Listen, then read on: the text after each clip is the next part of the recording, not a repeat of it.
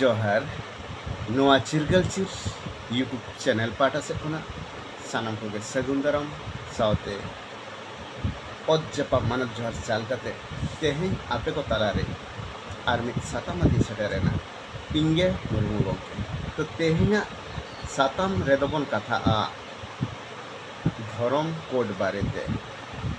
तेहें जहा अब आदिवासी तालारे जा संविधान आरी लेकाते जहा आरो आयमा जाति को धरम कोड को नाम काउनिया अब आस अब रेंगे अब तेतांग से अब जहाँ मौलिक अधिकार कना नोआ लगित ते जहा अब आदिवासी तालारे मिद धरम कोड निहत नोहा अब मौलिक अधिकार कान ताबो नोआ लेकाते जहा अब सरकार ठन बन दाबीया आदिवासी ताला खना आयमा धरम कोड आयमा धरम ᱧᱩᱛᱩᱢ ते धरम कोड ᱧᱟᱢᱚᱜ मा अकय बन लेया सारी सारना बिदिन आदिवासी बिल गोड आरो आयमा एमान एमान चेक कोचो मेनखान ननका काते कि आबो सरकार धरम कोटे एमा बोना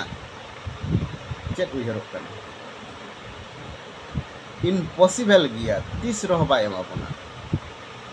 नियमा निय जन्म दो बांग 7 जन्म रह आबो धरम कोड आदिवासी को लगे बाबन नाम चेदा से तेहें सरकार जहा सिस्टम लेकाते धरम ᱧᱩᱛᱩᱢ लेकाते दो आदिवासी लगी ते दो मेटांगे एम रेना एम दाड़िया बनाय अदो आयमा हड़बन ले गिया पाले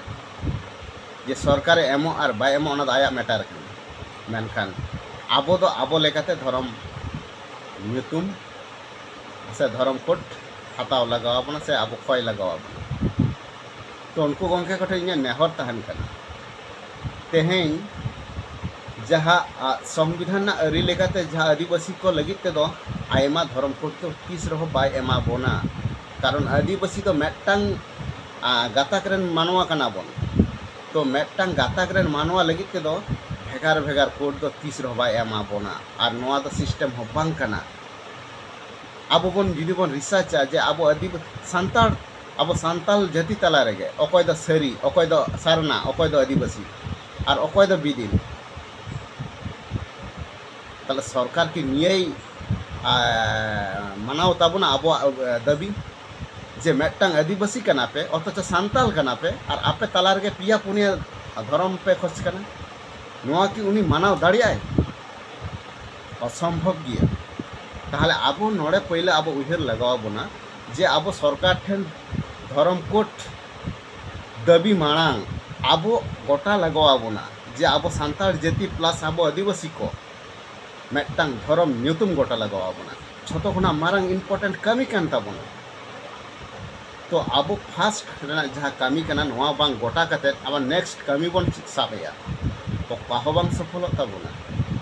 तेहें जहाँ तीन धरम गुरु को मना को धरम आयुरिया कना को जहाँ धरम आते सरकार ठेन दाबी को रकाबेया उनको गोंके को ठेन नेहर तहन कना सारी जुदी धरम चेतान दुलड़ मेना धरम कोड नाम रेना रेंगेज मेना तेतांग मेना आस मेना कुकुमु मेना ताहले धरम ᱧᱩᱛᱩᱢ अब आदिवासी तालारे पहिले गोटाय ताबन पे चिकेते मेटांग ᱧᱩᱛᱩᱢ रे अब बन हिजुआ आयमा ᱧᱩᱛᱩᱢ खोना चिकेते मेटांग ᱧᱩᱛᱩᱢ रे अब बन हिजुआ इन तायनम अब आदिवासी तालारे जुदी मेटांग ᱧᱩᱛᱩᱢ गोटायेना से धरम रेना ᱧᱩᱛᱩᱢ बन गोटा किया 7 जन्म दो बांग 7 दिन ते अब धरम कोड बन नामा सरकार ठन कना और बाखान दो 7 जन्म रहो अब जहा लेकाते नितो जहा प्रोसेस ते अब सरकार ठन बो दाबीया अकय सारी सारना बिदिन आदिवासी बिल गोड आरो आयमा आयमा नोंका तो 7 जन्म रहो अब धरम कोड बन नामा तो आबवा सारी के जुदी धरम चितान धरम कोड रेना रेंगेज मेना खान